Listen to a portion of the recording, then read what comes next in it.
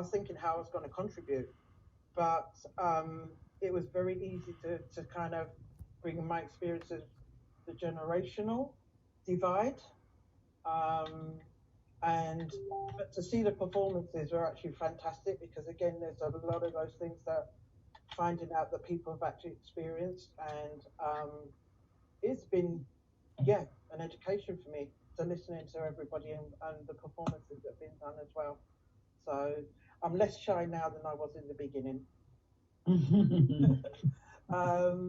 Passing to Faye. Yes, I listen and I begin to develop images. I could see when Tony said, the house and the downstairs, and I was listening to that one really carefully and get the image. And I remember we're going to America and they talk about upstairs grandma, downstairs grandma, and all that. And all those things come back to me. It's like I'm seeing them still. That's it. Who are you passing it to, Faye? Elsie spoke yet? Okay, Faye. I felt it's very stimulating today. I felt the stories that been told. It we start to reflect on what is happening to us as black people and ethnic minority. And I felt the group that I'm in today, I thought building relationships, I'm feeling more comfortable. And sharing is very good for me. Thank you. Who are you passing it to, Elsie? Oh, Ray did, Sharon did, Faye did. Let's hold on, sorry. Mary did. Mary did. Mary did. Is it? Oh, I can't see your thing at the bottom. It is on the only thing I can see is your email address. Is that Arthur? Is that Zen? Oh, Zen Rena. Yeah. On the your email address I can see. Sorry. Oh, is it? Oh, that's Tony. Okay then. Thank you, Elsie. Thank you, everybody. As usual, yes, I love the group. I like the improvisation.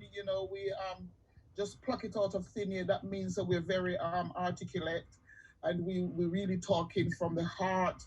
The storylines are fantastic here. I think every group comes up with no black, no dog, no Irish, and that's really affected us. And the bit that we done, probably we didn't explain it properly, was a racial interview where, you find the black person and the white person go for the interview, and the white person get it without even looking at their CV that much because of the color of their skin. So yeah, all these little bits, Tony, I suppose, will help you to put it together to have the performance for September. So yeah, thank you very much. Thank you, everybody, and I really enjoyed it. And I'm gonna pass it on to Tony. Do I do Tony? No, somebody else. I can't remember. I can't see anybody. That's why. Swipe your screen. Nina was in our group here. Nina's gone. You can swipe. She's gone.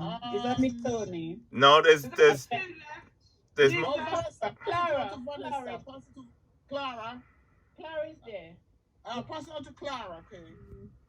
Watching all of those performances, which are based on the actual experiences, I guess it really deepened my understanding of the Windrush generations and understanding of what experiences they actually have. Nice. Who are you passing it to, Clara? I'm gonna pass it to Vanessa. Okay, so mine's a really quick observation, and it's still on the fish and chips, because for me, our modern equivalent is when we realise that we are the only people who absolutely wash our chicken. That's what it reminded me of. I say we are the only people. Lots of people wash their chicken, but I mean culturally, within our culture, it would be shock and horror to not wash chicken. And to hear there are other people that don't reminded me of the fish and chicken realisation. I don't even eat the blooming thing. Wash it. See, it puts you off, Faye. Faye, putting you off eating chips out of newspaper put you off. No, I just don't eat potato, and I don't like fish in Okay. butter, and I don't eat anything that wear feather. Yeah. You're festive. You felt very No, festive.